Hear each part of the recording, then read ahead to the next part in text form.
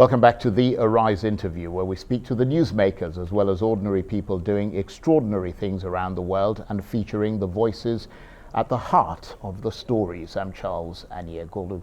Now, as you may have heard, the Nigerian Senate has approved President Buhari's choice as head of the Economic and Financial Crimes Commission, or EFCC. The president appointed 40-year-old Abdul Rashid Bawa as the new chairman. Mr. Bawa replaces Ibrahim Magu, who served as acting head of the agency from 2015 until his removal last year when he faced a probe into alleged mismanagement. President Buhari came to power 6 years ago with a pledge to crack down on rampant graft in Africa's biggest economy. Since then, Nigeria's ranking in Transparency International's Corruption Perceptions Index has slid to 149th from 136th, placing it among the bottom 20% of countries. Mr. Bawa has served as an officer at the EFCC for the past 15 years. He is the first non-police officer appointed to lead the EFCC.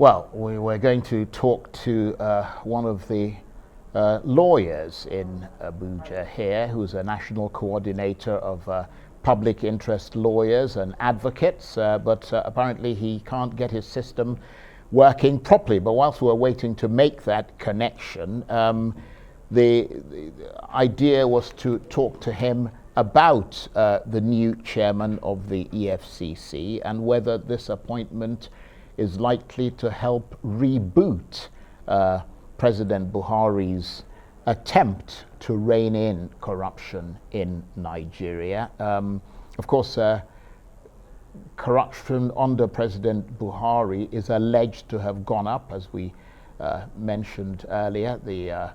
The index, corruption index by Transparency International, the country sliding from 136th to 149th place, and now at the bottom 20% of the countries on that index. And of course,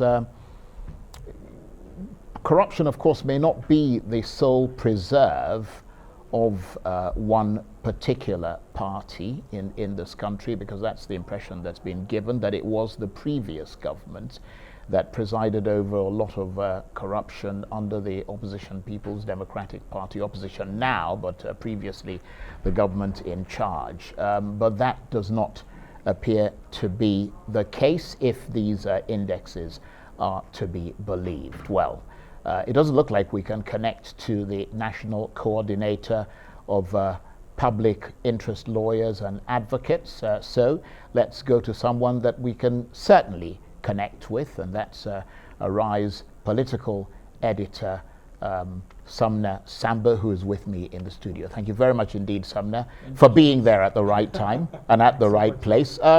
First of all, what's your reaction to the approval of Mr. Bawa by the Senate? Does he cut the muster for you?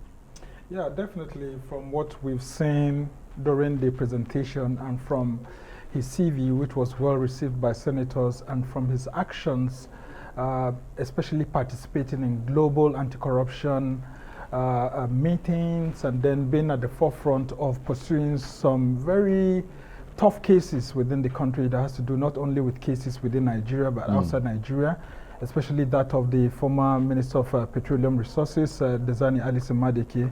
He seems well prepared for the job, and he although he's quite young, he's been exposed to a lot of cases and a lot of training that will be very helpful to him in the new position. Right, but he never quite managed. I mean, I know you mentioned Diezani Alison Madueke, who was the oil minister from 2010 to 2015. She's been accused by the EFCC of corruption, and they've been trying ever since to extradite her from the UK to stand trial, but they haven't quite succeeded. Yeah. Is that a sort of black mark on his record? Not really, considering the issues that are on ground. Nigeria has been having some challenges with that, not because it's not easy for Nigeria and Britain to actually bring her to the country, but because she's also a citizen of other countries, like for example some of the Caribbean island countries, and that she has almost like about 3 countries where she's a citizen. So once you want to pull her out of Britain using the Nigerian citizenship, she goes to use another citizenship away from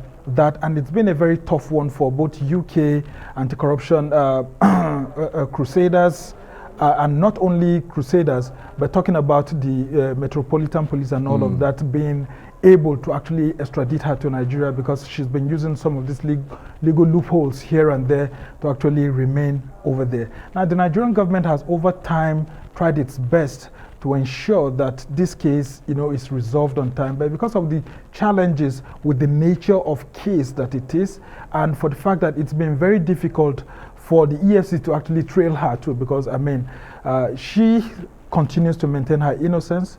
Now, with Bawa being there alongside his former superiors, like the former acting chairman of the EFCC, it's been a potpourri of issues, legal issues that have made it very difficult. And so that's why you see, from the angle that he was actually investigating this case, it's been very tough for him to be able to make a headway. But if you look at other issues, he was the head of the zonal office in Lagos, and in Lagos there, for example, they made a recovery of almost over 10 billion naira in between the time that billion naira, right, over the time that he was in there. And Lagos seems to be the epicenter of fighting corruption in Nigeria, especially economic crimes. And for him to have been posted there, it says a lot, because about the confidence, about the confidence that the authorities actually have in him. Not only the EFCC, but the Office of the Attorney General of the Federation, the federal government itself, allowing such a person to grow up to that extent. And one interesting thing that he's bringing to the board is that since this establishment in 2003, he was among the very first cadets of the EFCC that is not a policeman. Now, we've always had policemen in that institution. We've had Nuhu Ribadu, who was a former policeman. We also had, after him, there was Farida Waziri, who had retired, but she was brought in to take over. Then from there was Ibrahim Lamurde, and then before Magu. Now, these 4 persons are policemen, 7 policemen or retired policemen. But this is the first time that we are going to be having someone who is neither a 7 policeman nor from any of the law enforcement agencies, but from the EFCC itself coming to head the organization. And so if this is the case, it's been part of the recommendations of the Justice Ayo Salami report, which investigated Ibrahim Magu, the former acting chairman.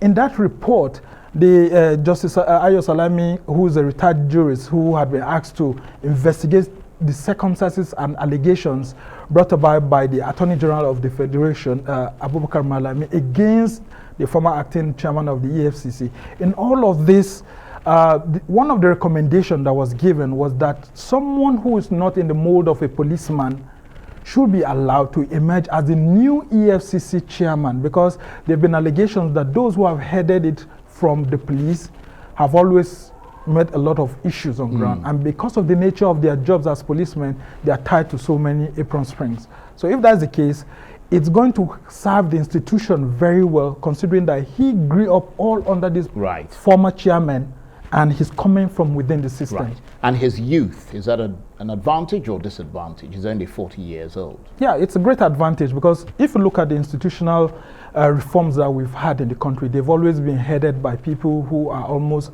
at the terminal part of their existence. Gerontocrats. Yeah, gerontocrats and all of that. And so it's a fresh breath into institutions in the country.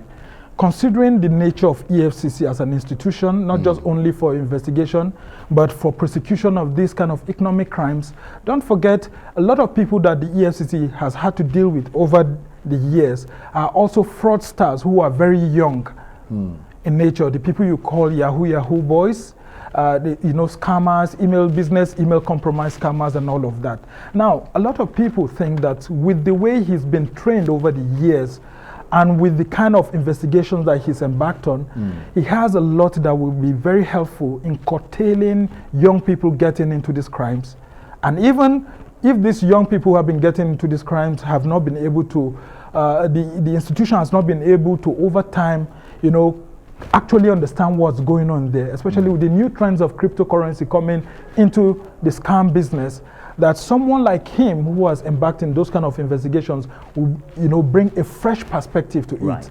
And a lot of young Nigerians are excited because for the first time we're actually seeing the presidency entrusting such a very critical institution of state into the hands of a very young man. Now, within the context of him being young or not, we should also look at it that in Nigeria here, you see people who are 50, 60 still claiming to be young. But in the real sense of it, this is someone who is 40 and who is young, and it will help him to be able to understand the issues and tackle them. Okay, so would you say that this appointment, because I mean there have been a lot of allegations and people saying that the anti-corruption fight is not going anywhere, is this appointment likely to help reboot President Buhari's bid to rein in corruption in Nigeria? We've got about a minute or so. Yes, it will, but it's just that unfortunately the presidency actually didn't arrange this appointment very well, because we have the Attorney General of the Federation coming from the same state as this